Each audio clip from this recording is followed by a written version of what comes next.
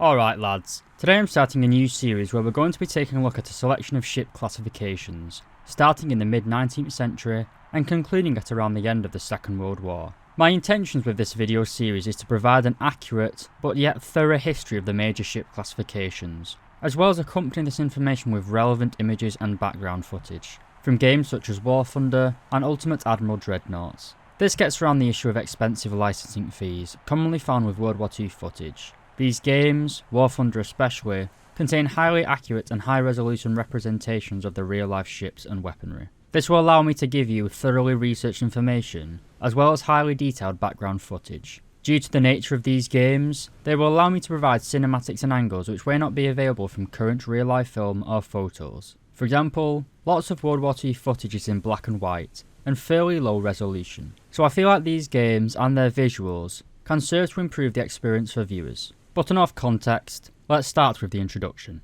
Due to the Royal Navy being the largest and most technologically advanced navy for much of this time period, I will mainly be using their ships as design examples. But first, let's cover the main role of a nation's navy. It's incredibly important to note that the sea lanes have been the lifeline of all major powers since the dawn of civilization, as most trade was conducted via shipping, rather than by land. We know that during the time prior to the Bronze Age collapse, ships from either modern-day Israel or Egypt were travelling to Cornwall in the south of England to purchase British tin ingots. This metal was a vital ingredient for the production of bronze, which was the go-to everyday metal of that time period. The major empires in the Bronze Age lived in relative peace. They had elaborate trading networks, and a nation with a deficit in a certain natural resource could easily trade with a nation that had an abundance. You could call it a Bronze Age G7. Sounds great, doesn't it? But I did say the Bronze Age collapse. So what happened? Basically, and incredibly simplistically, a mass naval invasion from, shall we say, less civilized people.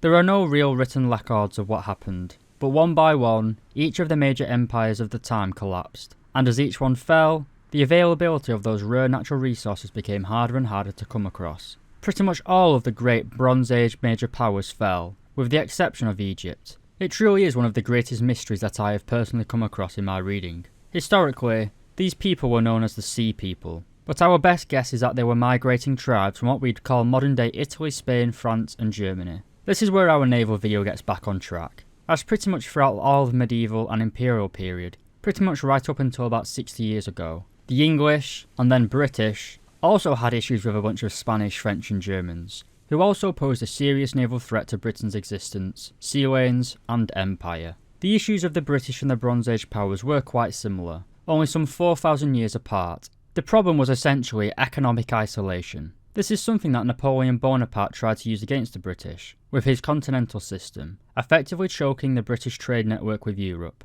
This did sting the British economy, but due to the empire having several overseas holdings, Britain could sustain most of its economy with non-European trade. As the ability to wage war was and is still determined by the economic strength of a nation, the British had to protect these shipping lanes. This meant they needed a ship capable of travelling thousands of miles away from mainland Britain with minimal maintenance. They were mainly designed with sustained speed in mind, which would allow them to either chase down smaller ships and likewise run away from larger ones. The internal design allowed for a large amount of ammunition, perishables, and other supplies to be carried, allowing them to act independently of a large fleet or friendly ports. During the Age of Sail, these ships were known as frigates, and some of their main duties included long-range patrols, commerce protection, and commerce raiding, basically protecting Allied merchant shipping and attacking the enemies. Fast, fairly light frigates are all well and good, but those damn French were building huge battleships. This was due to the navy being the main force multiplier of the time. The country with the most powerful navy could dictate the course of a war.